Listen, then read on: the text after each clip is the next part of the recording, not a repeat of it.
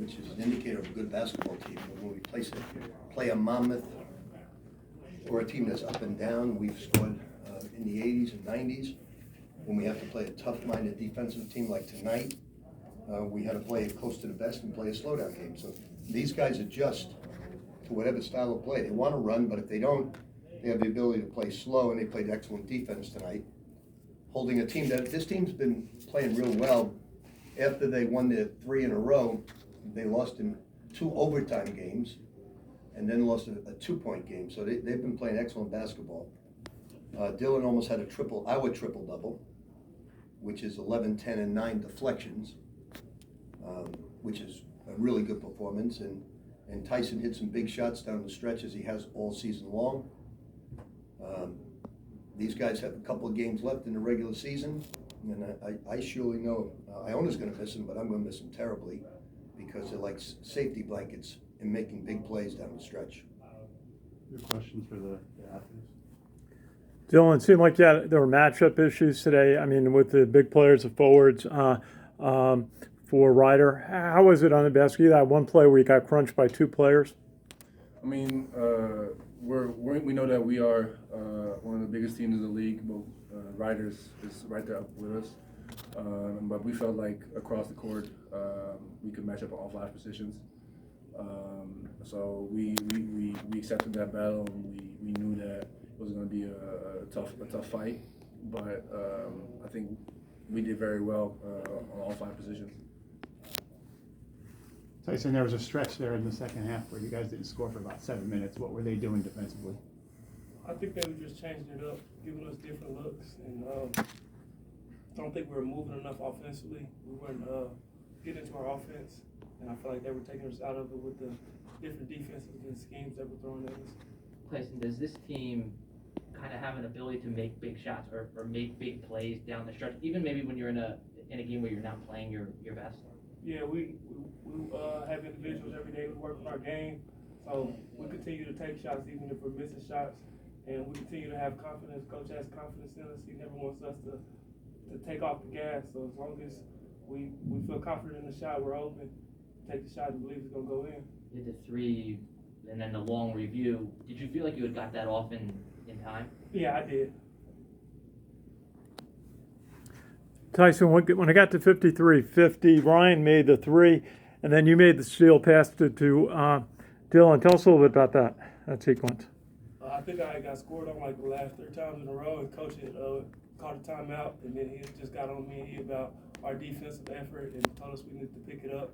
And then came out, Ryan hit the big 3, and I tried to get a deflection on the ball and dude ended up falling, and we ended up capitalizing off of it. Anything else for the players?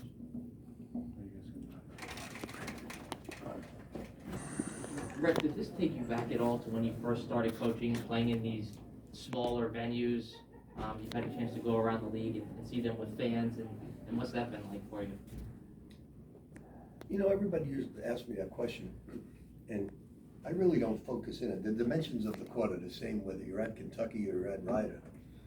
And this was a great crowd today, so I really don't pay too much attention to the level or the size of the gym.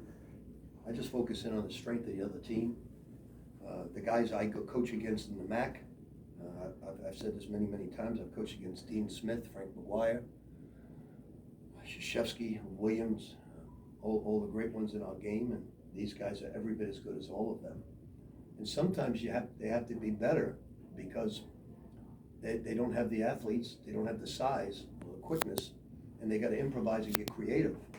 So the coaching at this level is very good. The guard play is outstanding. The only thing you don't see from time to time is you don't see the 5 men as big and as strong as the ACC or some of the other conferences. But 1 through 4, you see very talented ball players. Coach, seemed like a battle today for Nelly Jr. Joseph against the 2 big forwards for Ryder, Johnson, and Benson. How did you think he handled that? I think the key to Nelly is Osborne. Once Osborne became healthy, it helps us. So if Nelly is not playing great, we can put in Osborne, give him a little bit of a break. When he fatigues mentally, he breaks down. And with Osborne, he can get that lift mentally by getting some time off. So that's the key.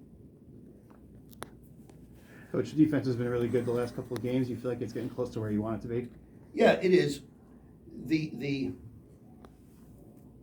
What I've been trying to do more than anything else is get 16 to 22 fast breaks a game, where we've been getting anywhere from 12 to 14. And here's the opportunity we're missing out on. So we're playing awesome defense tonight. For the game, in the first half, they shoot 24%. For the game, they shoot 30%. So your opportunity to get on the break is great, but instead they get 16 offensive rebounds, which negates your break. So sometimes you shoot yourself in the foot when you play awesome defense, and then you give them a second look. It takes away your fast break. And when you're on the break, you're going to score between 60 and 80%. That's as good as it gets. Like at the end of the game, I told him, go for the layup when he threw that pass to Dylan. Don't go to the foul line and go 1 for 2. Or go get a layup. And that's the only thing that bothered me tonight, because we've been a decent rebounding team, and tonight we got out-rebounded by 8. For tonight, it was Tyson who had 2 big threes after they had got it down to 3. Have you found that your team just sort of has an ability to make the right play or make a big shot in those kind of situations? Well, we ran a EuroLeague play with under 2 seconds. We stole that from, I think it was Fenerbahce. And it has 2 options to it. One's a lob, one's a corner cut, and one's the shot you watched with low clock. And he made it. The pass was to perfection. Usually Barrett takes it out. If we had Barrett take it out, no way we make that play. But since Dylan took it out, we make the play. Coach, how'd you feel handling their guards, Powell and Vaughn, and Murphy with Elijah and Barrick today? Well, Powell's been averaging in the last 10 games 15 points a game. And he had 19, but he shot 7 for 17, 3 for 9. He's playing great basketball right now. We know that. We've always played well against Murray because he rebounds the ball. He had 12 and 7. Numbers don't mean a lot when the percentages are low.